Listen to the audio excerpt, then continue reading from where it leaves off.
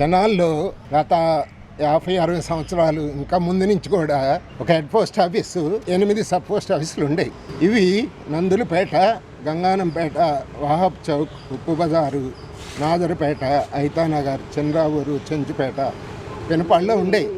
ఇవన్నీ కూడా ప్రజలకి అందుబాటులో ఉండి అన్ని సేవలు ఇచ్చాయి పోస్ట్ ఆఫీసులు అనేవి. ఒక్క పోస్టల్ డెలివరీలే కాకుండా పార్సిల్ డెలివరీలు, ఫారిన్ వెళ్ళే సరుకులు పంపటం, అలానే ముఖ్యంగా పేదలు తమ ఆదాయాన్ని నెల దాచుకోవడానికి 15 రోజులు దాచుకోవడానికి పోస్ట్ ఆఫీస్ స్కీములు ఉన్నాయి. వాటిట్లో చిన్న మొత్తాల పొదుపులు ఉన్నాయి. అలానే లైఫ్ ఇన్సూరెన్స్ స్కీములు ఉన్నాయి. సుకన్య సమృద్ధి స్కీమ్ అని సెంట్రల్ గవర్నమెంట్ ఏం పెట్టినా సరే అవన్నీ పోస్ట్ ఆఫీసులో అందుబాటులో ఉండి అవి పేద ప్రజలు తీసుకెళ్లి గవర్నమెంట్కి ఒక విధంగా వాటిని అమలు చేయడానికి చాలా అభివృద్ధిలో ఉండేవి. అలాంటిది చాలా దారుణంగా కేంద్ర ప్రభుత్వం సబ్ పోస్ట్ ఆఫీసులన్నీ అంటే 8 పోస్ట్ ఆఫీసులని క్లోజ్ చేసేస్తారంట.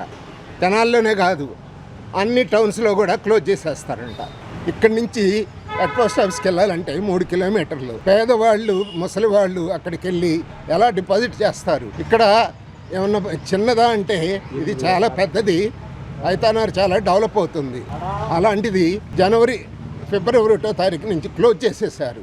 ఇక్కడ చాలా ఎక్కువ ఖాతాలు వేలల్లో ఉన్నాయి. కానీ ఇది మూసేయటం మూలకాన ప్రజలు చాలా ఇబ్బంది పడుతున్నారు. ఇది ఏది కూడా సర్వీస్ మోడ్ అలా చూస్తలా, లాభదాయకంగా చూస్తున్నారు.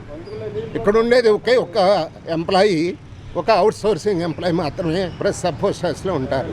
ఈ విషయాన్ని ఖండించాల్సిన ఎవరైతే ఎంప్లాయీస్ యూనియన్ ఉన్నారో పోస్టల్ యూనియన్స్, వాళ్ళు చాలా గట్టి సంస్థ. వాళ్ళు కూడా నోరు మెదపట్టలేదు. ఎందుకు మెదపట్టలేదో ఎవరికి తెలియదు. దాని మూలకాన భవిష్యత్తులో ఉద్యోగాలు పోయే అవకాశం ఉంది. కాబట్టి వెంటనే ఈ పోస్ట్ ఆఫీసుల్ని తిరిగి తెరవాల్సిందిగా మా సంఘం కోరుతుంది.